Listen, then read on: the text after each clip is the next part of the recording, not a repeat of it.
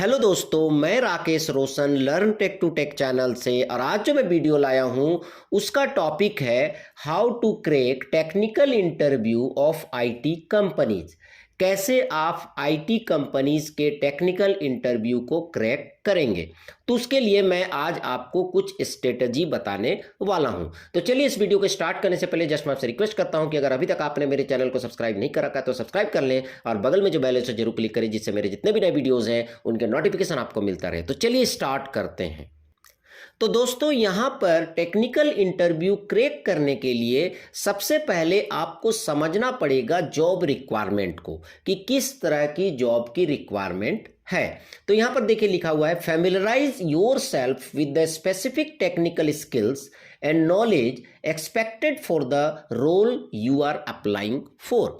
मतलब जिस job role के लिए आप इंटरव्यू देने जा रहे हैं उसमें किस तरह की टेक्निकल स्किल्स की रिक्वायरमेंट है और वो किस तरह का नॉलेज एक्सपेक्ट कर रहे हैं। तो ये आपको पहले समझना पड़ेगा। उसके बाद review the job description and research the company to understand their technology stack and projects. जब भी आपको इंटरव्यू के लिए बुलाया जाता है तो वो आपको जेडी भेजते हैं। जेडी का मतलब होता है जॉब डिस्क्रिप्शन। उसमें बहुत सारी चीजें लिखे होते हैं। तो आपको क्या करना है, उस जॉब डिस्क्रिप्शन को रिव्यू करना है, रिसर्च करना है और आपको देखना है कि किस तरह की स्किल्स की रिक्वायरमेंट है और उस तरह की तैयारी आपको करना है। कई बार क्या होता है कि जॉब डिस्क्रिप्शन मतलब जेडी में बहुत सारे चीज़ें लिखे होते हैं, तो उसको देख के आपको डरना नहीं है। अगर उसमें 2-3 चीज़ें भी आपको आती है तो वो भी सफिशियंट है। उसके बाद क्या है, रिव्यू फंडामेंटल्स। तो आपको क्या करना है, फंडामेंटल्स को रिव्यू करना है। Fundamentals of computer science. तो फंडामेंटल ऑफ कंप्यूटर साइंस में क्या आता है, basics of data structure, computer science concepts, algorithms, object oriented programming, database, operating system. तो ये जो टॉपिक्स हैं इनके बेसिक्स को आपको पढ़ के जाना है। उसके बाद practice coding exercises and problem solving using popular programming languages like Java, Python और C++। उसके बाद आपको कोडिंग की प्रैक्टिस भी करनी है। ठीक है, तो जब आप कोडिंग की प्रैक्टिस करें तो आप देखिए कि आजकल चल क्या रहा है। तो जनरली आज के डेट में क्या चल रहा है, जावा, पाइथन, C++। तो ये सब कुछ ऐसे लैंग्वेज है जिनके ऊपर आपको कोडिंग से रिलेटेड क्वेश्चंस दिए जा सकते हैं। उसके बाद नेक्स्ट है सॉल्व प्रैक्टिस प्रॉब्लम। ठीक है, तो आपको क्या करना है, प्रैक्टिस करना है प्रॉब्लम्स को सॉल्व करके। ठीक है, तो कैसे करेंगे, बहुत सारे आजकल वेबसाइट्स हैं जिनके ऊपर आप क्या कर सकते हैं, कोडिंग प्रैक्टिस कर सकते हैं। जैसे लीड कोड है, हैकर रैंक है, कोड सिग्नल है।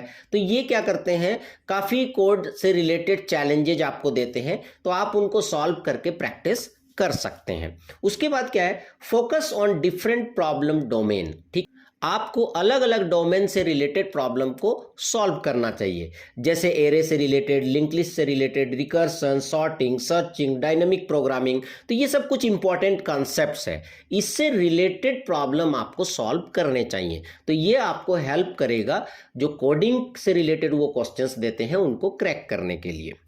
उसके बाद नेक्स्ट है study system design. Suppose that आप सीनियर लेवल के लिए अप्लाई कर रहे हैं। ठीक है, आपका ऑलरेडी 4-5 साल एक्सपीरियंस हो चुका है। तो जनरली इंटरव्यू में इस तरह के क्वेश्चंस पूछे जाते हैं जो सिस्टम डिजाइन से रिलेटेड होते हैं। Understand how to design scalable and efficient system and practice designing and explaining architecture for real world scenario. तो वो आपसे पूछ सकते हैं कि कैसे सॉफ्टवेयर डेवलप किया जाता है, क्या क्या प्रोसेस होता है। ठीक है, कुछ रियल वर्ल्ड सिनारियो देके आपसे क्वेश्चन पूछ सकते हैं। पर इस तरह के क्वेश्चंस आपसे तब पूछे जाते हैं जब आप एक्सपीरियंस्ड हो। ठीक है, उसके बाद क्या है, brush up on algorithms and data structure. हमेशा अगर आप एज ए फ्रेशर जा रहे हैं तो अपना एल्गोरिदम्स और डेटा स्ट्रक्चर स्ट्रांग रखें। ठीक है, एल्गोरिदम क्या होता है, sorting, searching, dynamic programming, graph से रिलेटेड एल्गोरिदम्स। ठीक है, और डेटा स्ट्रक्चर में तो आपको पता है क्या क्या कंसेप्ट होते हैं, जैसे array, link list, stack, Q, tree, hash table, graph, trees. ठीक है, इनको कैसे एनालाइज किया जाता है, इनका स्पेस कॉम्प्लेक्सिटी कैसे निकाला जाता है। ठीक है, तो ये सब चीजें पूछे जा सकते हैं टेक्निकल इंटरव्यू में। उसके बाद नेक्स्ट पॉइंट है प्रैक्टिस मॉक इंटरव्यूज। आपको इंटरव्यू का भी प्रैक्टिस करना चाहिए। तो सबसे पहला क्वेश्चन है कि हम इंटरव्यू का प्रैक्टिस कैसे करेंगे। ठीक है। तो simulate real interview scenario by participating in mock interviews. कई बार कॉलेज यूनिवर्सिटीज में मॉक इंटरव्यू कराए जाते हैं, तो उसमें आप पार्टिसिपेट करें, उससे बचे नहीं। और फिर भी आप चाहते हैं कि हम खुद से भी प्रैक्टिस करें, तो आप क्या कर सकते हैं, अपने स्टडी पार्टनर के साथ, अपने फ्रेंड के साथ आप एक रोल प्ले कर सकते हैं। ठीक है, जैसे एक फ्रेंड है वो बन जाएगा इंटरव्यू लेने वाला, ठीक है, और आप बन जाएंगे स्टूडेंट, और वो आपसे क्वेश्चन पूछेगा, आप उसका जवाब देंगे। फिर इसी चीज को आप अपोजिट कर लीजिए, ठीक है, आप बन जाइए इंटरव्यू लेने वाला और वो बन जाए स्टूडेंट। तो इससे क्या होगा, कुछ प्रैक्टिस होगा, ठीक है। This will help you improve your communication, problem solving and time management skills. इससे आपको 3 फायदे हैं। एक तो कम्युनिकेशन स्किल डेवलप होगा, दूसरा प्रॉब्लम सॉल्विंग अप्रोच आपके माइंड में आएगा, और तीसरा आप टाइम को मैनेज कर पा रहे हैं। ठीक है, आप ऐसे नहीं कि रूम में आप ऐसे ही बैठे हुए हैं अपना टाइम वेस्ट कर रहे हैं, नहीं, उसकी जगह आप उस टाइम को यूटिलाइज करें। ठीक है, तो इस तरह से आपको मॉक इंटरव्यू का भी प्रैक्टिस करना चाहिए। उसके बाद नेक्स्ट है रिसर्च कंपनी स्पेसिफिक क्वेश्चंस। अब आपको क्या करना है कि सपोज दैट आप किसी कंपनी में इंटरव्यू देने जा रहे हैं, तो आपको रिसर्च करना है, क्योंकि आजकल हर चीज इंटरनेट पे अवेलेबल है। ठीक है, तो आपको रिसर्च करना है कि उस कंपनी में किस तरह के क्वेश्चंस पूछे जाते हैं। ठीक है, आपको जनरली थोड़ा सा अगर आप सर्च करेंगे गूगल में या फिर और कहीं आप देखेंगे किसी वेबसाइट में, तो आपको मिल जाएगा। ठीक है, तो some companies have a specific interview format और फोकस ऑन सर्टेन टॉपिक्स। कुछ कंपनी ऐसे होते हैं कि उनका इंटरव्यू का एक फॉर्मेट होता है, ठीक है, और वो कुछ टॉपिक से ही क्वेश्चन पूछते हैं। तो अगर ये आपको पता चल गया तो आपको तैयारी करने में आसानी होगी। Research the company and find information on their interview process, technical questions they commonly ask and any recent technical challenges they may have faced. ठीक है, तो आप इसके लिए अपने सीनियर का हेल्प ले सकते हैं।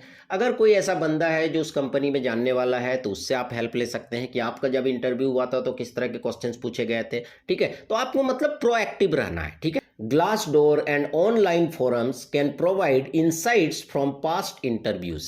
तो यहाँ पर मैं आपको बता दूं, कुछ ऐसे वेबसाइट भी हैं जैसे Glassdoor और बहुत सारे ऑनलाइन फोरम्स हैं जहाँ पर हो सकता है आपको पता चल जाए कि लास्ट इंटरव्यू किस तरह के हुए थे। क्योंकि कई बार बहुत सारे कैंडिडेट क्या करते हैं कि अपना एक्सपीरियंस जो है वो किसी वेबसाइट में शेयर करते हैं।